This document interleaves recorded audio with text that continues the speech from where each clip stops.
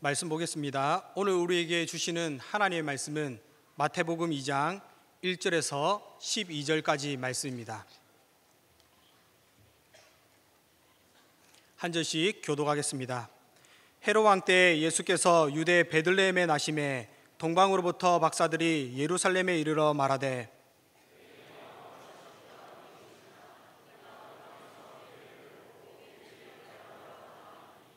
헤롯 왕과 온 예루살렘이 듣고 소동한지라.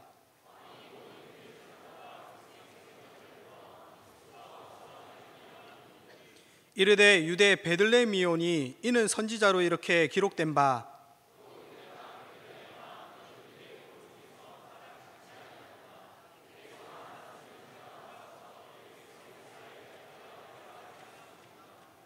이에 헤롯이 가만히 박사들을 불러 별이 나타난 때를 자세히 묻고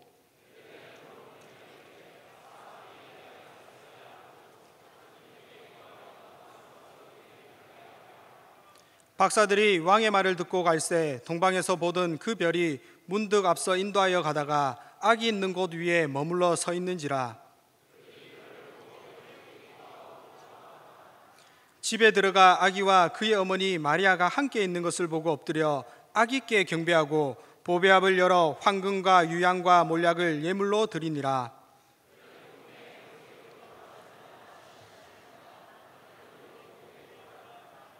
아멘.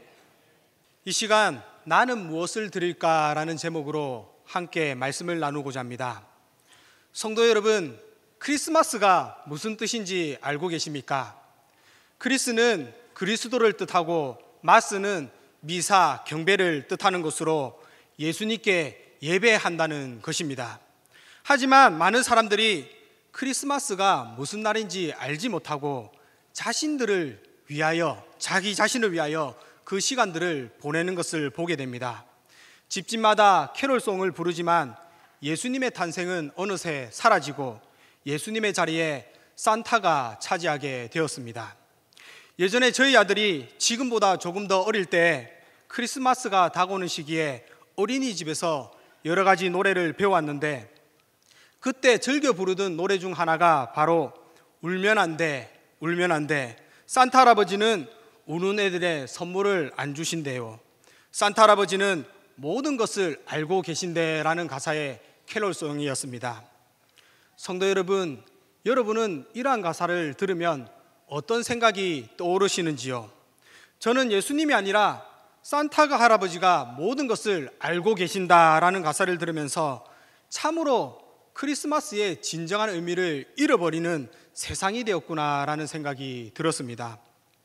오늘 본문을 통하여 예수님께서 탄생하신 이날, 우리가 진정으로 예수님께 어떠한 모습으로 경배해야 하는지 한번 살펴보고자 합니다.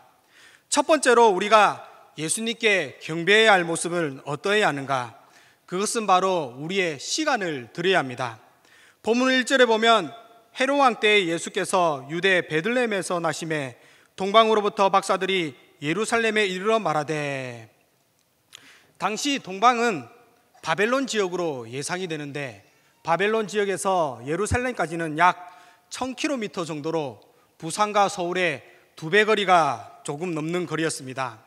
당시는 차나 비행기가 없었고 낙타나 동물을 이용해 오려면 적어도 4개월 이상이나 걸리는데도 그들은 자신의 시간을 예수님을 위하여 소비하였다는 것입니다. 성도 여러분, 여러분은 예수님을 위하여, 예수님을 경배하기 위하여 얼마나 많은 시간을 소비하셨습니까? 예수님께서는 우리를 위하여 자신의 목숨도 아끼지 아니하시고 내어주셨는데 우리는 예수님을 경배하는 이 한 시간조차 지루해야 하는 마음으로 오지는 않았는지 돌아보시기를 바랍니다. 두 번째로 예수님을 경배해야 할 우리의 모습은 어떠해야 하는가? 바로 기쁨의 마음을 드려야 합니다. 본문 10절에 보면 그들이 별을 보고 매우 크게 기뻐하고 기뻐하더라. 당시 동방박사는 왕으로 오신 예수님의 징조를 보고 그냥 마음이 기쁜 게 아니었습니다. 한번 생각해 보시기 바랍니다. 여러분들이 경제적인 어려운 가운데 있는데 만약 로또 1등에 당첨되었다면 어떨 것 같습니까? 그리고 또 내가 죽은 가운데 놓여 있는데 그 일이 해결된다면 그 마음이 얼마나 기쁘겠습니까? 동방박사들은 예수님의 탄생의 징조인 별을 보고 그 마음이 어찌나 기쁜지 매우 크게 기뻤고 또한 기쁨이 반복되어 나타났습니다. 사랑하는 성도 여러분, 예수님께서 탄생하신 성탄절은 단순한 기쁨의 날이 아닙니다. 우리가 죽은 가운데 생명을 얻은 날입니다.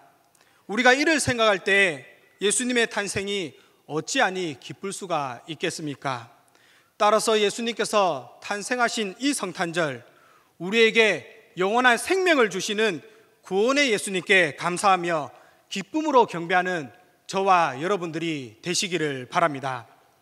마지막으로 예수님을 경배해야 할 우리의 모습은 어떠해야 하는가? 그것은 우리가 가진 최선의 것으로 드려야 합니다.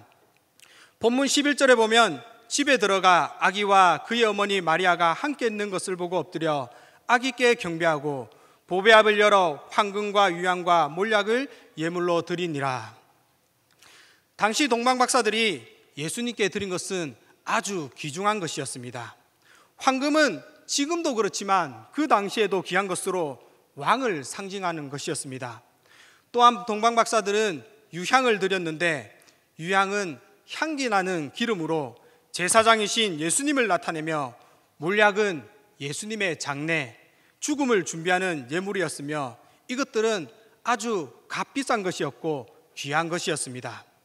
사랑하는 성도 여러분, 여러분들은 예수님께 나올 때 무엇을 준비하셨습니까? 당시 동방박사들은 아주 값비싼 것을 드렸지만 비싼 것, 값진 것만이 하나님이 기뻐하시는 것은 아닙니다.